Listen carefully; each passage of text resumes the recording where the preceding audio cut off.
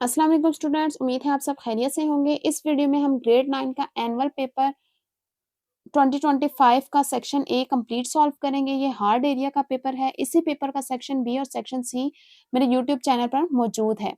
तो section A जो है वो क्वेश्चन नंबर 1 एमसीक्यू से रिलेटेड है। तो हार्ड एरिया का पेपर और लोकल एरिया का पेपर है, इन दोनों के एमसीक्यूज में ज्यादा कोई डिफरेंस नहीं है। मींस के इनके ऑप्शंस के टॉपिक सेम है। जिस तरह यहाँ पर फर्स्ट जो है वो लॉ ऑफ एक्सपोनेंट से रिलेटेड है, तो वहां पर भी लॉ ऑफ एक्सपोनेंट से रिलेटेड है फर्स्ट एमसीक्यूज है। सेकंड, वहां भी साइंटिफिक नोटेशन में कन्वर्ट करना है हमें एक नंबर को, और यहाँ भी एक नंबर गिवन है जिसे साइंटिफिक नोटेशन में कन्वर्ट करना है। इसी तरह थर्ड का भी टॉपिक यही है और फोर्थ का भी टॉपिक यही है। मीन्स के टॉपिक्स आपके पास सेम है, सिर्फ वैल्यूज थोड़ी सी डिफरेंट करके हार्ड एरिया का और लोकल एरिया का पेपर गिवन किया गया है। तो पहले हम फर्स्ट को सॉल्व कर देते हैं। 1/9 रेस्ट पर -3/2, वहां पर था आपके पास 1/4 रेस्ट पर -1/2। तो दोनों में सिंपली हमने लॉ ऑफ एक्सपोनेंट्स को यूज करना है। तो सबसे पहले हम क्या करेंगे कि ये जो नेगेटिव पावर है इसको पॉजिटिव करेंगे। पॉजिटिव करने के लिए इसका रेसिप्रोकल ले लेंगे। 1/9 है तो 9/1 कर देंगे, तो ये पावर पॉजिटिव हो जाएगी। 9/1 मीन्स के 9 ही हो जाएगा, 9 की पावर 3/2। अब हम 9 को लिख सकते हैं 3 स्क्वायर की फॉर्म में, ठीक है, तो ये कैंसिल आउट हो जाएगा और क्या रह जाएगा 3 की पावर 3। 3 की पावर 3 क्या बन जाएगा 27। 3 3 9, 9 3 27। तो करेक्ट ऑप्शन क्या हो गया ए 27। पार्ट 2 है द साइंटिफिक नोटेशन ऑफ 0.00567, ठीक है, वहां भी एक नंबर आपको गिवन था जिसे आपने साइंटिफिक नोटेशन में कन्वर्ट करना था। तो यहाँ पे नंबर क्या गिवन है, वहां पे सिर्फ नंबर डिफरेंट था, क्वेश्चन सेम ही था। अब साइंटिफिक नोटेशन में कन्वर्ट करने के लिए क्या करते हैं, फर्स्ट नॉन जीरो के बाद डेसिमल पॉइंट लगाते हैं। अब फर्स्ट नॉन जीरो यहाँ पर क्या है हमारे पास 5, मीन्स के 5 के बाद हमें पॉइंट लगाना है, ठीक है। उसके बाद 10 की पावर लिखनी होती है। 10 की पावर अब हम कौन सा नंबर लिखेंगे, अब देखिए कितने डिजिट हमें यहाँ पर आना पड़ा है राइट साइड पे, यहाँ पर हमने पॉइंट लगाया ना 1 2 एंड 3, तो 10 की पावर 3 होगी। अब हम का किस डायरेक्शन में मूव किए हैं, राइट साइड पे, तो राइट साइड पे जब हम जाते हैं तो पावर नेगेटिव होती है। अगर हम लेफ्ट साइड पे जाएं तो पावर पॉजिटिव होती है। और नंबर हम कौन सा यूज करते हैं, जितने डिजिट्स हम डेसिमल पॉइंट को मूव करवाते हैं। यहाँ पर 3 डिजिट्स मूव करवाया, यहाँ पर आया ना तो 1 2 3, तो 10 की पावर 3, लेकिन राइट साइड पे गया तो इसलिए नेगेटिव। तो क्या आ जाएगा 5.67 into 10 raise to power -3, option B. Part 3 है for set A B and set B 1 2, then relation आपको गिवन है इससे related is the subset of. अब ये बताना है कि जो रिलेशन है ये किसका सबसेट है, ठीक है। ये पता करने के लिए हम देखेंगे कि ये जो ऑर्डर पेयर गिवन किए गए हैं, इसके जो फर्स्ट एलिमेंट है वो किससे बिलोंग कर रहे हैं। देखें सेट, देखिए ये ए और बी किससे बिलोंग कर रहे हैं, ए से, सेट ए से। तो पहले हम लिखेंगे ए, कैपिटल ए, क्रॉस, फिर जो सेकंड एलिमेंट है ऑर्डर पेयर के 1 और 2, ये किस सेट से बिलोंग कर रहे हैं, बी से, तो यहाँ क्या आ जाएगा बी, ठीक है। मीन्स के ये किसका सबसेट है, ए क्रॉस बी का, तो A cross B option B है। पार्ट 4 है in the Venn diagram the region A intersection B intersection C represent element in, ठीक है।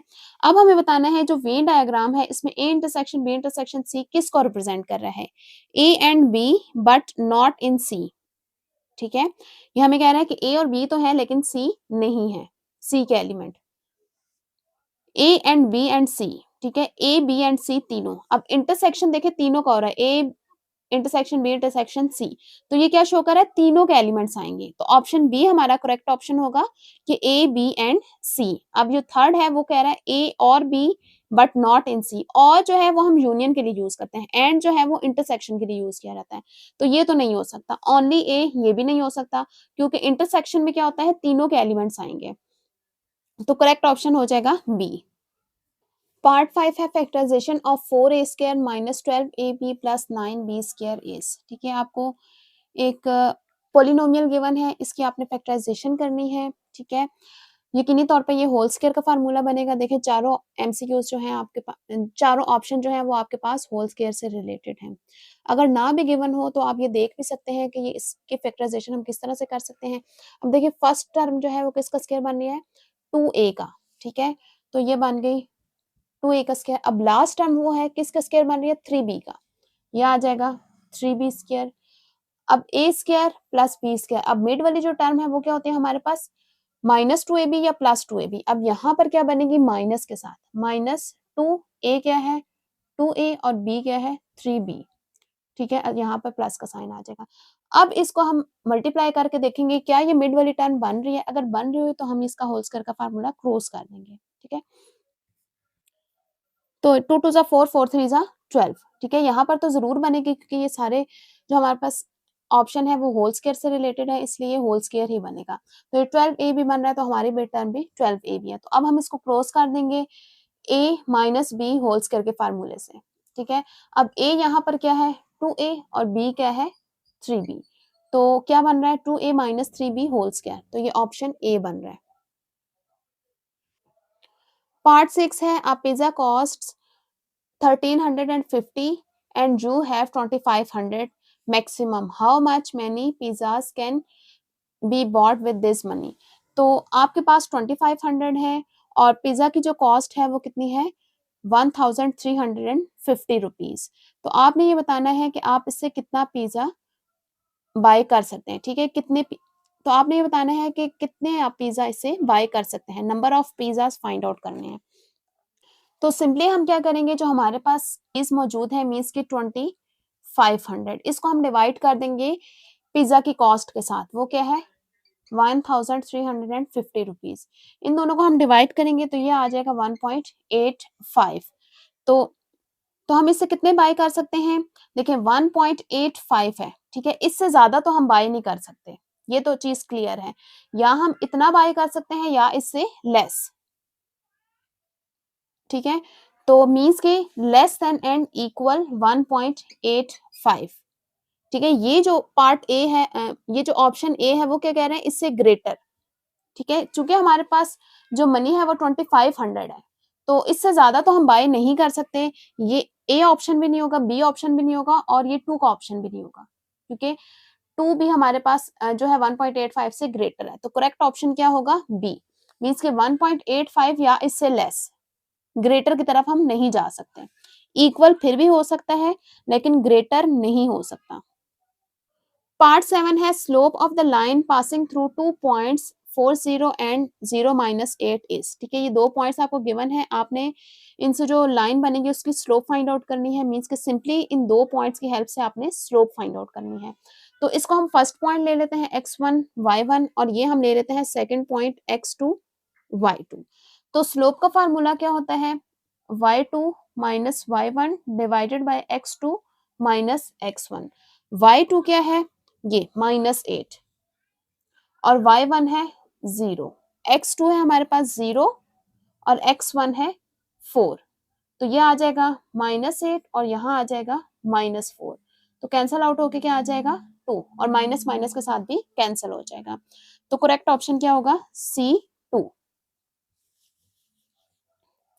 पार्ट 8 है the angle between the given lines is, ये 2 lines आपको given है, आपने इसके दरमियान एंगल फाइंड आउट करना है कि ये दोनों जो है लाइंस कितने डिग्रीज के एंगल पर है। तो एंगल फाइंड आउट करने के लिए हमें इन दोनों लाइंस की स्लोप मालूम होना जरूरी है, ठीक है। तो ये हमें स्लोप इंटरसेप्ट फॉर्म गिवन है, मींस के y is equal to mx plus c की फॉर्म गिवन है इन दोनों इक्वेशंस की। तो इसको हम कंपेयर करेंगे तो स्लोप हमारे पास फर्स्ट इक्वेशन के लिए क्या आ रही है 3/4 और इसी तरह सेकंड की स्लोप को हम m2 से डिनोट करते हैं, तो इसकी स्लोप क्या है 3/4। अब देखें दोनों स्लोप्स हमारे पास इक्वल हैं, अगर दो स्लोप्स इक्वल हों तो वो दोनों लाइंस क्या होती हैं पैरेलल होती हैं, ठीक है, बिल्कुल पैरेलल मींस कि उन दोनों के दरमियान एंगल कितना होता है 0 डिग्री का, ठीक है। तो करेक्ट ऑप्शन क्या होगा ए। पार्ट 9 है if two polygons are similar in shape and the ratio of their corresponding side is 2:3, what is the ratio of their areas, ठीक है। साइड्स की रेशियो हमें गिवन है और एरिया की रेशियो हमें फाइंड आउट करनी है। हमें पता है कि अगर दो पॉलीगॉन अगर सिमिलर हैं तो उनकी एरिया जो में रेशियो होती है, ठीक है, एक एरिया को हम A1 कह देते हैं दूसरे के एरिया को A2, दोनों के एरिया में जो रेशियो होती है वो किसके इक्वल होती है, उनकी कोरस्पॉन्डिंग साइड्स की रेशियो के स्क्वायर के इक्वल होती है। और साइड्स की रेशियो हमें कितनी गिवन है, 2:3, मीन्स कि 2/3, तो वो इसके इक्वल होती है। तो हमें फाइंड आउट करनी है एरिया की रेशियो, तो इसको हम सॉल्व कर लेंगे। 2 का स्क्वायर 4 और 3 का स्क्वायर 9, तो ये रेशियो क्या आ जाएगी, 4:9। तो ऑप्शन बी हमारा करेक्ट ऑप्शन होगा। मीन्स कि जो एरिया की रेशियो होती है वो कोई सी भी दो करस्पॉन्डिंग साइड्स की रेशियो के स्क्वायर के इक्वल होती है। इसी तरह आपको ये चेंज करके दिया जा सकता था कि आपने रेशियो फाइंड आउट करनी है वॉल्यूम की रेशियो, ठीक है, और कोरस्पॉन्डिंग साइड्स की रेशियो आपको गिवन होगी। तो अगर आपको वॉल्यूम की रेशियो फाइंड आउट करनी हो तो उस केस में हम क्या करते हैं, जो कोरस्पॉन्डिंग साइड है उनकी रेशियो का होल क्यूब लेते हैं। एरिया के लिए होल स्क्वायर और वॉल्यूम के लिए होल क्यूब लेते हैं। तो उसी तरह जो आपके पास कोरस्पॉन्डिंग साइड की रेशियो होगी वो यहाँ पर हम लिख लेंगे और उसका क्यूब ले लेंगे। पार्ट 10 है, what is the value of x in the given figure. ये आपको फिगर गिवन है, इसमें आपने एक्स की वैल्यू फाइंड आउट करनी है। ये एक राइट एंगल ट्राइंगल है जिसमें दो साइड्स डिस्कस की जा रही है और एक एंगल, ठीक है। जब भी आपको दो साइड्स और एक एंगल डिस्कस की जा रही हो तो आपने जो भी अननोन हो वो फाइंड करने के लिए आप क्या करते हैं, ट्रिग्नोमेट्रिक रेशियो को यूज करते हैं। अब यहाँ पर कौन सी रेशियो यूज होगी, देखिए डिस्कस की जाने वाली साइड्स कौन सी, एक परपेंडिकुलर और एक हाइपोटेन्यूज। परपेंडिकुलर और हाइपोटेन्यूज की रेशियो क्या होती है आपके पास, साइन, ठीक है, और एंगल हम लेते हैं बेस का 35 डिग्री। तो यहाँ हम वैल्यू पुट करेंगे, sine 35 degree is equal to perpendicular है 5 और हाइपोटेन्यूज की वैल्यू हमने फाइंड आउट करनी है। क्रॉस मल्टीप्लाई करेंगे, एक्स किसके इक्वल हो जाएगा, 5 डिवाइडेड बाय एक्स यहाँ आकर मल्टीप्लाई और साइन 35 यहाँ आकर डिवाइड हो जाएगा, ठीक है। साइन 35 की वैल्यू फाइंड आउट करेंगे और उसको 5 के साथ डिवाइड कर देंगे, तो ये आ जाएगा 8.71, ठीक है। आपके पास ऑप्शन मौजूद नहीं है 8.71, तो इसका करेक्ट आंसर क्या है, 8.71 सेंटीमीटर। पार्ट 11 है, a ship sails on the three figure bearing of 75 degree in which direction in the ship heading. तो क्या कहा जा रहा है कि एक शिप है जिसका बेयरिंग आपको गिवन है 75 डिग्रीज, ठीक है। नॉर्थ से हम 75 डिग्रीज मेजर करेंगे तो तकरीबन यहाँ आएगा, यहाँ पे 90 होता है, ठीक है। 90 से थोड़ा पहले आ जाएगा आपके पास 75 डिग्रीज। तो आपने बतानी है ये कौन सी डायरेक्शन बन रही है, ये है आपके पास ईस्ट, वेस्ट, नॉर्थ, साउथ। तो ये आपके पास कौन सी डायरेक्शन बन रही है, नॉर्थ ईस्ट, ठीक है, क्योंकि नॉर्थ और ईस्ट के दरमियान में आ रहा है, तो करेक्ट ऑप्शन क्या होगा, north east, option C. Part 12 है, in how many equal area triangles do the three medians divide a triangle. Three medians जो हैं ट्राइंगल को कितने इक्वल एरिया ट्राइंगल्स में डिवाइड करते हैं, ठीक है। मीडियन हम किस तरह से देखें, ड्रॉ करते हैं, मिड पॉइंट को ज्वाइन कर देते हैं ऑपोजिट वर्टेक्स के साथ, ये एक मीडियन आ गया। इसने इक्वल कितने इक्वल पार्ट्स में ट्राइंगल को डिवाइड कर दिए, 2 इक्वल पार्ट्स में। इसी तरह जब सेकंड मीडियन, ये इसका मिड पॉइंट हम करेंगे, इसको हम ऑपोजिट वर्टेक्स के साथ ज्वाइन कर देंगे। अब ये कितने इक्वल पार्ट हो गए, 1 2 3 एंड 4, ठीक है। अब हमें 3 मीडियंस लेने हैं, तो ये आ गया थर्ड मीडियन, मिड पॉइंट। तो इसको जब हम ऑपोजिट वर्टेक्स के साथ ज्वाइन करेंगे तो ये आपके पास थर्ड मीडियन आ जाएगा। अब ये देखिए कितने इक्वल पार्ट्स हो गए, 1 2 3 4 5 6। तो जो मीडियन है, 3 मीडियंस हैं, वो ट्राइंगल को कितने इक्वल पार्ट्स में डिवाइड करते हैं, 6 इक्वल पार्ट्स में। तो करेक्ट ऑप्शन है डी। पार्ट 8 है, a company served the number of products purchases in the month, ठीक है। आपको डाटा गिवन है, what is the mod of the data, आपने इस डाटा का मॉड फाइंड आउट करना है, ठीक है। मॉड वैल्यू कौन सी होती है, जो मोस्ट फ्रीक्वेंट टाइम्स अकर होती है, मींस कि जो सबसे ज्यादा दफा डाटा में मौजूद हो, ठीक है। अब यहाँ देखें, टू टाइम्स आ रहा है, 1 एंड 2। अब 3 कितनी दफा आ रहा है, 1 2 एंड 3, 3 टाइम्स 3 आ रहा है। और इसके अलावा 4 5 और 6 सिर्फ 1 टाइम आ रहा है। तो सबसे ज्यादा दफा जो वैल्यू अकर हो रही है वो कौन सी है, 3। तो मॉड इसका क्या होगा, 3। ऑप्शन ए इसका करेक्ट ऑप्शन है। पार्ट 14 है, अ bag contains 4 blue balls and 6 red balls. एक बैग है जिसमें 4 ब्लू बॉल्स हैं और 6 रेड बॉल हैं। If one ball is drawn at random, अगर उस बैग में से एक बॉल ड्रॉ की जाए, what is the probability that it is not blue. तो क्या प्रोबेबिलिटी होगी जो हम बॉल ड्रॉ कर रहे हैं वो ब्लू ना हो, ब्लू ना हो तो कौन सी बॉल हो सकती है, रेड बॉल हो सकती है, मीन्स कि हमें प्रोबेबिलिटी फाइंड आउट करनी है रेड बॉल की, ठीक है। यहाँ इनडायरेक्टली आपको फाइंड आउट करने के लिए कहा गया है कि रेड बॉल की प्रोबेबिलिटी फाइंड आउट करें। तो रेड बॉल्स कितनी है, 6 है, और टोटल नंबर ऑफ बॉल्स कितनी है, 6 + 4 10। तो ये प्रोबेबिलिटी क्या बन जाएगी, 2 3 जा 6 एंड 2 5 जा 10। तो ये क्या बन रही है, 3/5। तो प्रोबेबिलिटी क्या आ जाएगी, 3/5 ऑप्शन बी, ठीक है। यहाँ अगर ब्लू का कहा जाता तो तब हम करते 4/10। अब नॉट ब्लू है तो यहाँ पर 2 ही बॉल्स है ना, ठीक है, ब्लू और रेड, ठीक है, को छोड़ देंगे और सिर्फ रेड की प्रोबेबिलिटी फाइंड आउट करेंगे। इसी तरह यहाँ पर आपको 3 कलर्स भी दे सकते थे, ठीक है। फॉर एग्जाम्पल ब्लू, रेड और येलो। तो नॉट ब्लू कहा जाता तो आप क्या करते, रेड और येलो दोनों की फाइंड आउट करते।